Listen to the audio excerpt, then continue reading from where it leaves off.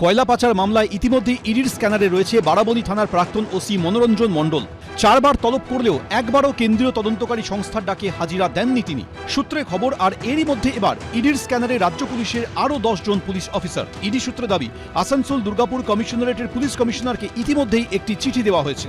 সেখানে কুলটি, দুর্গাপুর, রানীগঞ্জ সহ 10টি থানার 10 জন পুলিশ অফিসার সম্পর্কে কিছু তথ্য জানতে চাওয়া হয়েছে। এইসব থানায় আগে কোন কোন অফিসার দায়িত্বে ছিলেন, এখন কারা কারা দায়িত্বে রয়েছেন। ইডি সূত্রের খবর, যেভাবে মনোরঞ্জন মণ্ডলের নাম উঠে এসছে, একাধিক টাকার লেনদেনের তথ্য সামনে এসেছিল এবং তারপর আমরা দেখেছি মনোরঞ্জন মণ্ডলের বাড়িতে একবার নয় দুবার গিয়ে তল্লাশি অভিযান চালানো হয়।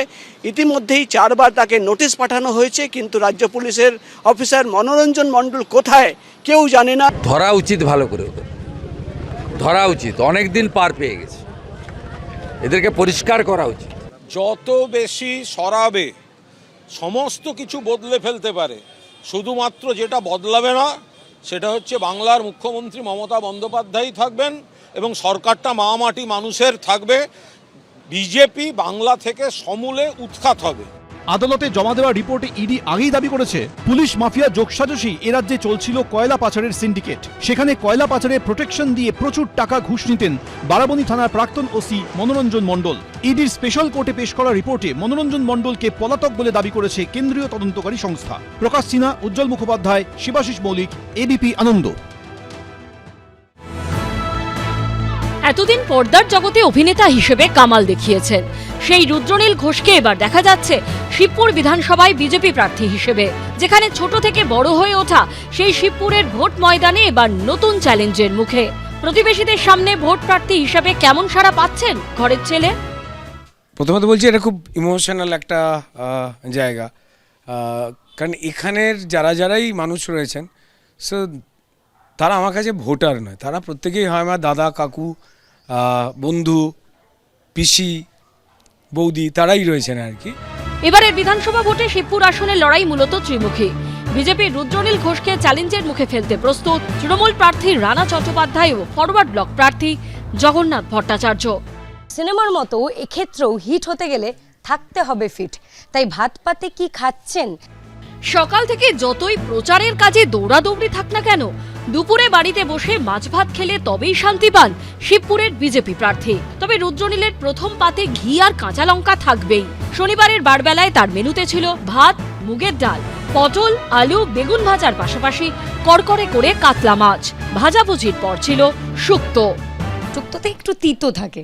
এবার আপনার বিরুদ্ধে 2 দলই প্রার্থী দিয়েছে, তৃণমূল কংগ্রেসও প্রার্থী দিয়েছে, সে বামফ্রন্টের আমরা দেখতে পাচ্ছি যে এআইএবি প্রার্থী দিয়েছে। কোন প্রার্থী বেশি তিতো? কোন প্রার্থী বেশি তিতো? তিতো কেউ নয়, মানে আমার নিজে, আমি তিতো বলবো না এদের, আমার সবার সঙ্গেই দেখা হবে, কথা হবে। দেখুন, দলগত জায়গা থেকে লড়াই থাকবে। রুদ্রনীল ঘোষের অন্যতম পছন্দের হলো আলু পোস্ত, তাই প্রচারের ফাঁকে দুপুরের খাবারে প্রায়ই থাকে এই পদ। এছাড়াও সজনে ডাঁটা দিয়ে পাতলা ঝোলে যেন তার প্রাণের আরাম। শেষ পাতে ছিল চাটনি, পাঁপড়, দই। শাসক দল তারা কোথাও গিয়ে বলেন যে বিজেপি এলে কিন্তু আমিষ খাওয়া বাবা ব্যান করে দেবে। আমিষ খেতে চান না এরকম কিছু ব্যক্তি আছেন। এবার একদম তিনি কখনো বলে দিয়েছেন এই আমিষ খাওয়া যাবে না, একদম নয়। কি মাছ ভালোবাসেন? আমার যদি মানে এক কথায় বলতে গেলে মাছ হলেই হবে, সেটা পুঁটি থেকে তিমি। পুষ্টিবিদরা বলছেন ভাতে থাকে প্রচুর পরিমাণ কার্বোহাইড্রেট, থাকে প্রোটিন, ভিটামিন ও খনিজ। পোস্তয় থাকে ক্যালসিয়াম, ম্যাগনেসিয়াম, ফসফরাস ও আয়রন। মাছে আছে প্রোটিন, ভিটামিন ও ক্যালসিয়াম। সজনে ডাঁটায় থাকে ভিটামিন, ক্যালসিয়াম থেকে প্রচুর খনিজ উপাদান। এত সাজিয়ে গুছিয়ে আমরা দেখি সচরাচর আইবুড়ো ভাতও খাওয়া হয়। তো আইবুড়ো ভাত খেয়ে এই যে এরকম একটা পেট পুজো করে যেমন বিধানসভায় লড়াই দেওয়া হচ্ছে, বিধায়ক হওয়ার প্রস্তুতি হচ্ছে, তেমন কি তাহলে বলা যেতে পারে যে বিধানসভা হয়ে গেলেই ছাদনাতলা? আমার ছাদনাতলার প্রতি আন্তরিক সমর্থন আছে। ওদিকে কি মিষ্টি খাওয়াবে? খাওয়ালে কোন মিষ্টি খাওয়াবে? দই। কি দই খাওয়াবে? অবশ্যই লাল দই। একটু হালকা মাথাটাকে এতে মোটা যেটা সর পড়ে সেইটাকে দিয়ে পরিষ্কার, আমাদের প্রিয় নেতাকে, আমাদের প্রিয় প্রধানমন্ত্রীকে দিয়ে বলবো যে খাকে দেখিয়ে। ভোটের দিন ঘোষণা হয়ে গেছে। সকাল থেকে সন্ধে এখন শুধু প্রচার, প্রচার আর প্রচার। এই সময় শরীর সুস্থ রাখতে পারাটাই বড় চ্যালেঞ্জ বিজেপি প্রার্থী রুদ্রনীল ঘোষের কাছে। ঐশী মুখোপাধ্যায়, এবিপি আনন্দ। এবিপি আনন্দ, এগিয়ে থাকে, এগিয়ে রাখে।